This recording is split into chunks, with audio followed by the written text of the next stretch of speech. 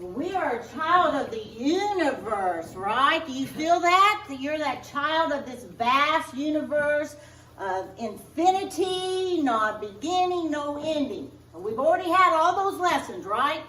So we have that spiritual understanding. So I'm going to take you on a little trip here with some aliens. So these aliens are up in the universe, and they're filled with this love, and they're shining brightly, and all of a sudden they hit some interference. They're in this different dimension, and they're like, what is this? They couldn't relate to it. They couldn't understand this feeling. It was a feeling as if they were being strangled. It was a feeling of darkness. It was a feeling of need. And they're like, what is this? They just could not understand this feeling that they were having. So the captain comes up and says, well, why don't we go a little bit closer and check into this planet that we're coming upon? I can see this beautiful green and blue planet. Maybe let's check in, see what's going on there, why we're having these frequencies and it's disrupting our spaceship. So they get a little closer, and one of the captain's mates says, oh, you better back up. It's going to suck you in to that frequency. So the captain says, okay, well, we'll take a view from a little further away from it. So he goes in, gets his telescope, and they start looking at what's going on this planet. And one of the crewmates says, oh my gosh, they don't even like each other. Oh my gosh, they don't even like themselves. Oh my gosh, they're destroying Mother Earth, the planet. Oh my gosh, they don't even know that they're loved. What has happened to these people? That they are in a dimension and they're vibrating so low that they no longer remember that they are loved and that they are part of us and that they are part of this universe. So one of the other mates comes and says, are you saying that they no longer have faith and trust in the universe? And these aliens, they know what the universe is. They know that they are that universe, that they are that love, that they are that light. There's no doubt it is a complete and utter knowing of who and what they are. They don't even know how to help us because they can't even fathom that we would be in a space, a frequency that would even behave that way or feel that way. But when they looked down, all they saw was that it was still love. No matter that they had gotten lost, it was still love. So omnipresence, what we're going to talk about a little bit today. And I've got the material from this talk, The Final Elimination of the Source of Fear. This is a book that really needs to be read, but we're going to go through a little bit of the points of the book, and then the meditation we're going to do today is something I invite you to get this book and to do on your own, because it is to eliminate the source of fear as you do it on a personal level. But we are going to do it today as a group just to give you a feel of what it's all about, okay? So omnipresence, when we think of omnipresence, we go right to God or source, right? God is all present, God is all knowing, right? But what about us? If the Father and I are one, the Father and I are one, right? No ifs, buts about it, right? So does it make sense that we would not be that omnipresence? If I am made in the image and likeness of God, if I am made in the image and likeness of God, does that not mean that I am omnipresence? Does that not mean that I am all-knowing? Right? That I am all power, omnipotent, that I am all power. Our song today, one power. There's only one power. So what if you were able to change the way you thought about yourself? What if you could believe without a doubt that you are omnipresent, that you are all present, that you are that universe, that you are expansive, that you are all love, all good. What if you changed the way you perceived yourself and came from that place instead of fear? Because anything that takes us out of the spiritual understanding of our all-encompassing presence is coming from a source of fear. Always coming from a source of fear. So we're going to look at that. Now there are all kind of beliefs that we have. We start out believing as they teach in religion. They're trying to tell us what we need to know about ourselves. So we go and we go to church or wherever so we can hear what we need to know about ourselves. So we're living out here, right? Because we're going to have to go somewhere to learn about that, which is okay. And then the other belief that we hold is what we learn in school, is what we're being taught in school. And what about the lessons? Do you think that you're here to learn lessons in order to grow? That is a belief that we hold. And that is also a belief that I have talked about numerous times. So as I evolve, I keep on learning. That we don't have to be here to learn lessons. If we know, without a doubt, that we are omnipresence, we can literally go from our mindset to that mindset without all the struggling and pain. But we are taught that in order to learn those lessons, pain and struggling needs to be a part of that. And it is okay if it is. It is okay if it is. But it is not a necessity. Okay? So what we have in omnipresence is there's this radiating flow of love that is always part, that is our being. I should not even say part. It is our being. It is always there no matter what. This radiating flow of love is constantly going. So what happens when we no longer believe that we are that love? The flow reverses itself. So we start having this reversal of flow within our being. And no longer are we feeling that love and knowing that love. Now we're doing everything we can not to feel it. We're questioning it. We're not trusting it any longer. Just like what the alien said, though they don't trust the universe, they have no faith in the universe. Because now we start going outside of ourselves, and that reverses that flow that is within. Now when we're in the radiating flow of love, we start to contribute to the world. We start to give it back. And that's why we are here. Not only are we here to be that presence, ever-presence of love, but we're also here to contribute it to others. Okay? Now, if the flow is in reverse, you're taking. You're always taking from others. Wanting to get the love outside of yourselves. You're not even knowing that you are that love. So you start taking it. Because there's this void that when the flow is reversed, there's this void that you feel inside. Something's missing. Something's missing here. There's this absence, the absence of love. Right?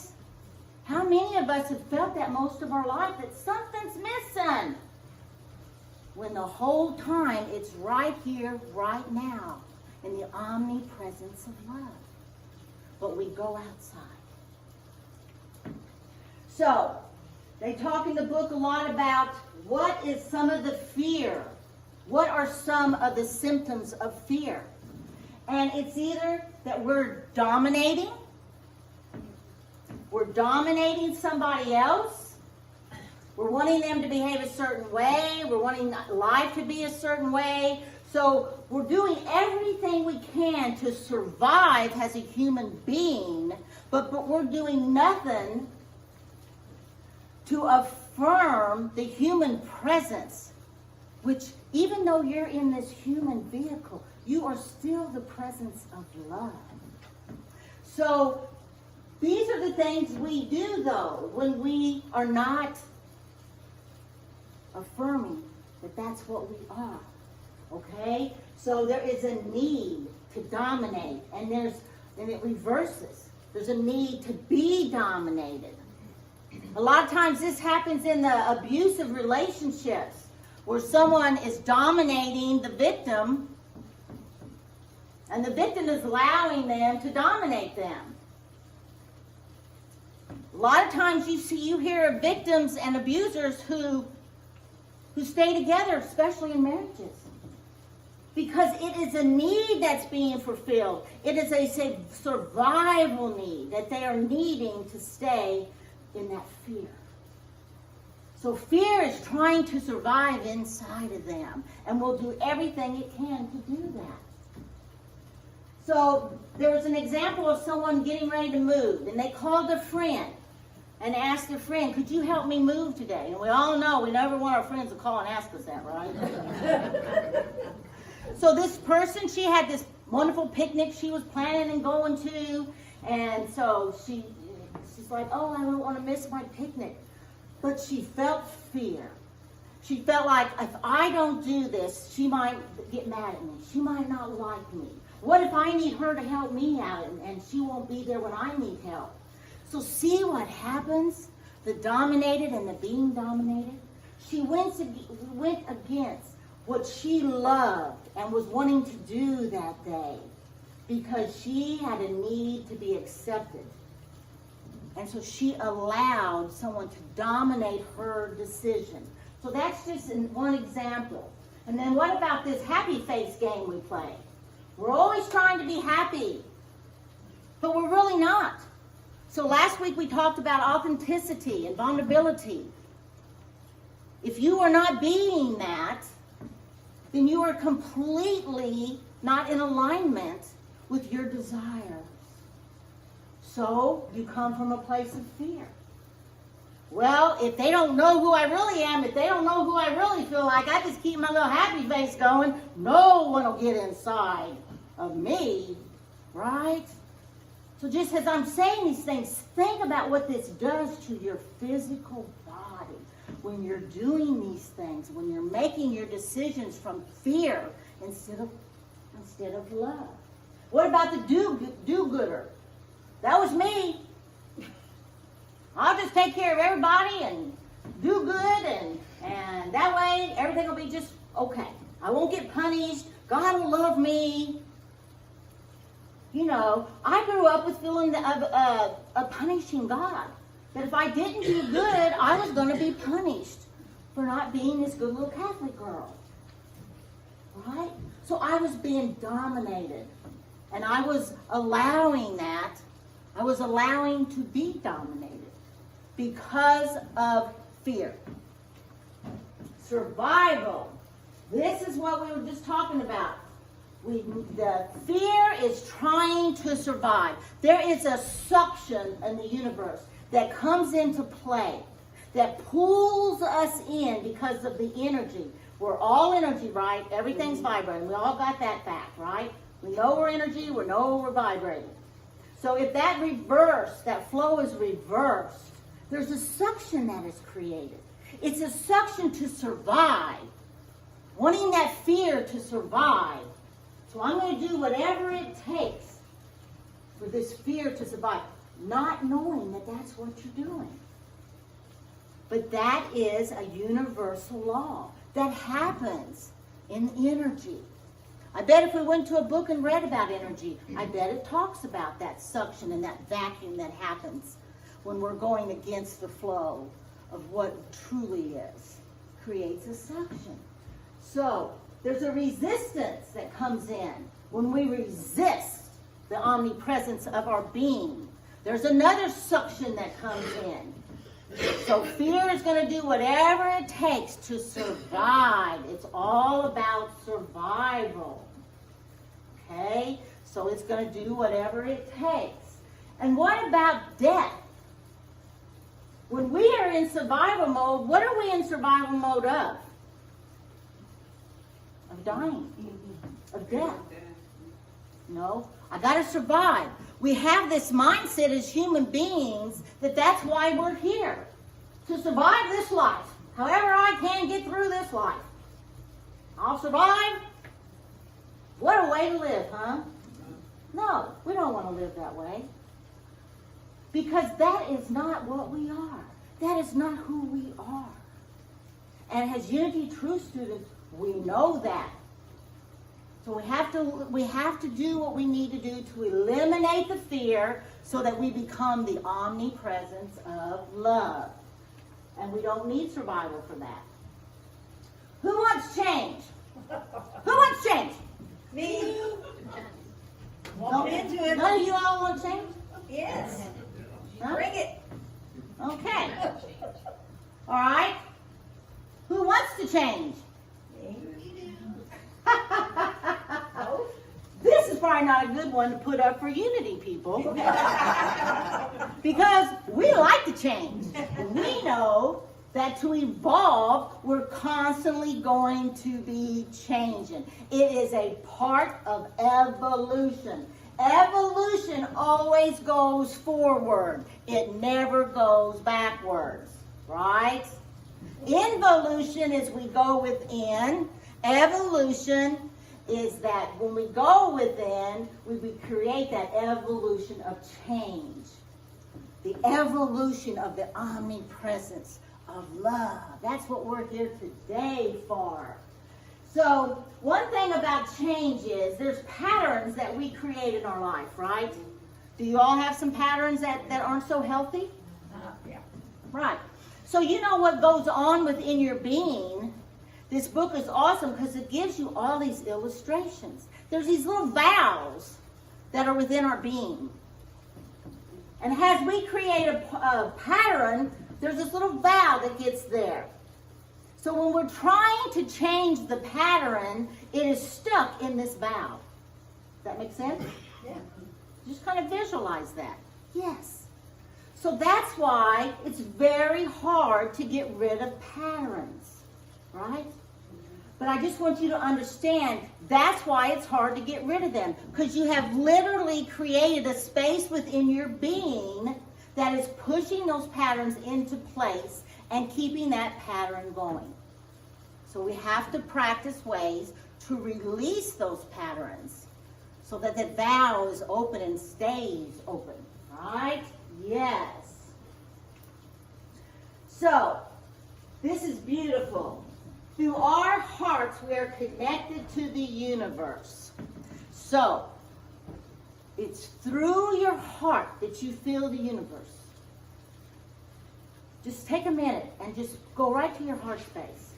Does your heart feel congested or does your heart feel like it's expanded?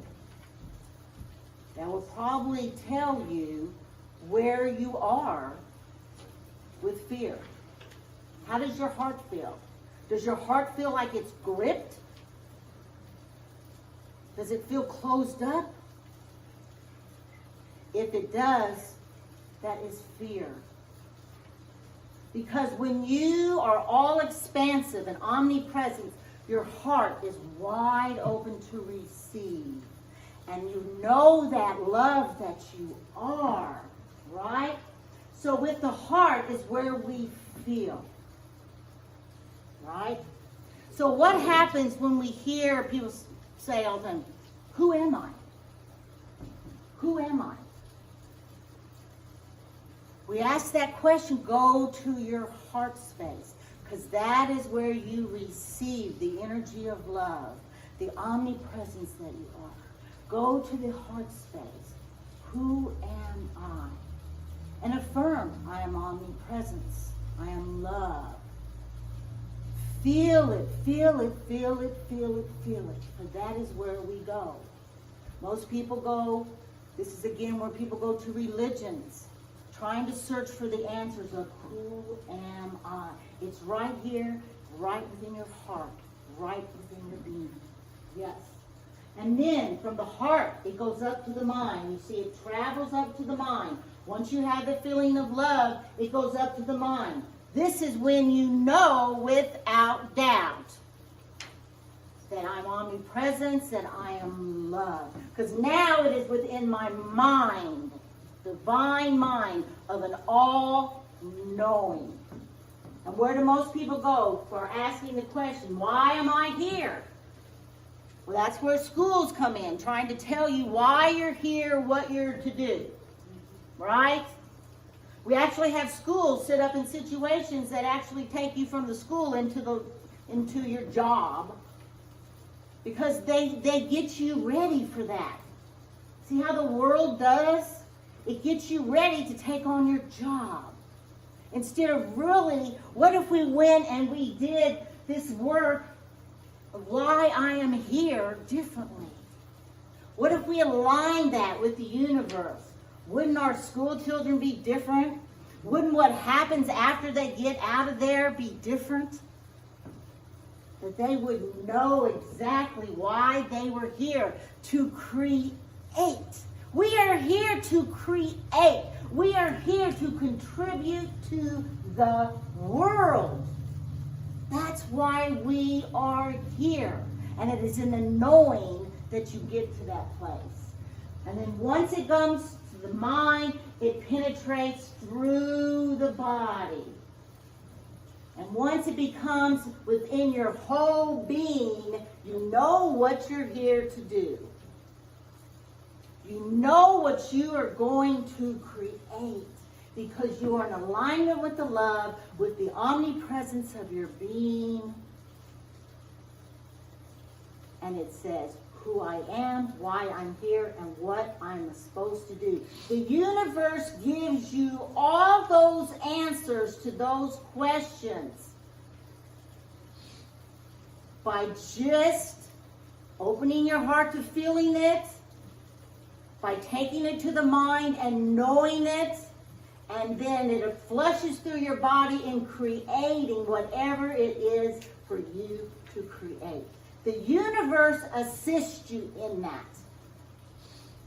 And we don't even know what that feels like or looks like until we experience it, right? I can't begin to tell you what that feels or looks like, only from my own experience of knowing that it works, that it is universal law and it works. So surrender to what is, say yes to life, and see how life suddenly starts working for you rather than against you. Here's our guy, Eckhart Tolle, The Power of Now. And the biggest thing, all you have to do is desire. Do you desire to eliminate the source of fear? So the rest of you want to hang on to it, right? Huh? This side really desires it. What about you guys? Woo! All right, that's what I'm saying. Let's get that desire, because that is energy and it vibrates high. So woo, it expands out to the universe, says, I desire the omnipresence of love. Boom. Right there, assisting you every way possible. Every way. You are expansive. And the other thing is to be a sincere heart. To desire, but to feel it sincerely within your being. This is the only desire I have to live my highest good. And that means to eliminate the source of fear. That's why we're here. And we all want to be doing what is of our highest good, right? Yes. So that's what we have to eliminate. Now, surrender to now. The present moment, and we talk about this all the time, right here, right now, is when you can affirm that and know that. Don't go back to your past and say, no, I can't feel this way, I can't be this way because of all the things of my past. I'm not worthy, I'm not valued, I'm not enough. You can go there if you choose, yeah, sure. And you can feel the pain and the suffering that will come with that. Right here, right now. Surrender to the now. Be present in your own presence. And you will feel the omnipresence of your expansive heart, your expansive knowingness, and the creativity that you have that is your power. For you are one with the universe.